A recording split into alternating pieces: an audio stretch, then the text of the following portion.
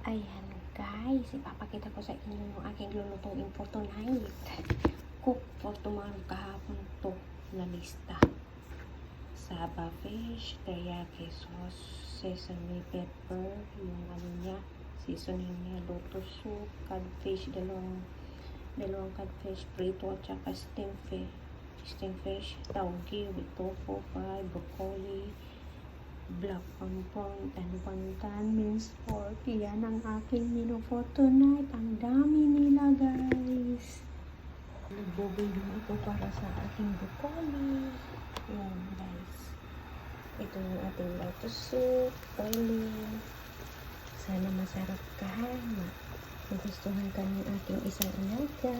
Galing sa USA. Bituhin kong lahat. Yung isa, panghalo sa tauge.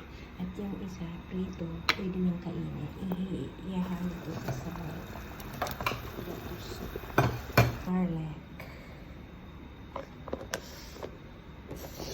Ginger para sa steam at saka sa fried fish na black pumperant. At ito naman yung watercress. Ito yung ihalo natin sa minced pork mamaya. Mamaya na natin yung gagalawin. Kukunin natin yung mga seasoning sa taas. Kasi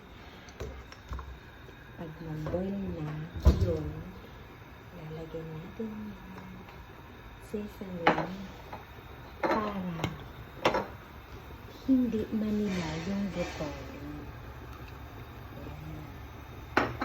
Ang purpose niyan para hindi manilaw ang broccoli at lalagyan natin ng konting asin.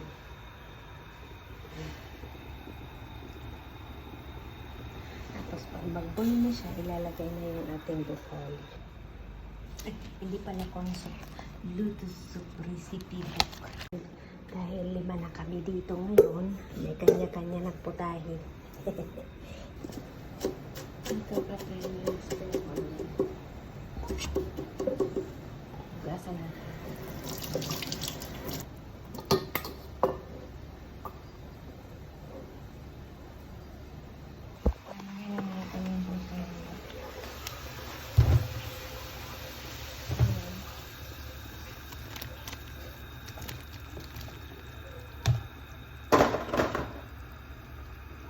Tapos, para crunchy yung ating tauge, lalagyan natin ng tubig. Lalagyan pala natin ng yellow. Para spring onion sa ilata, ginger. Tapos, spring onion sa ibabaw.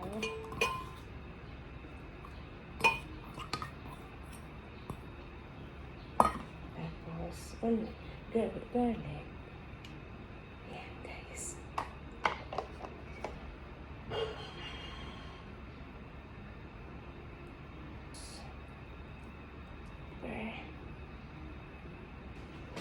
Mamaya pa ito, huli.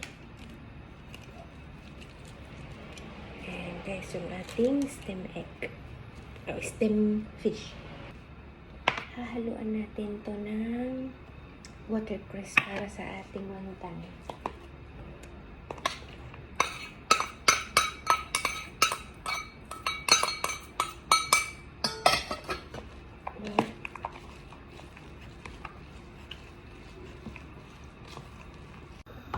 Mahirap magsaling eh.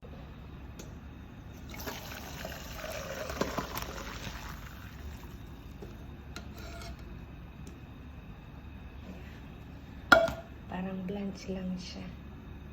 Mag-i-stop yung ako anay bago ko magtikang pagluto.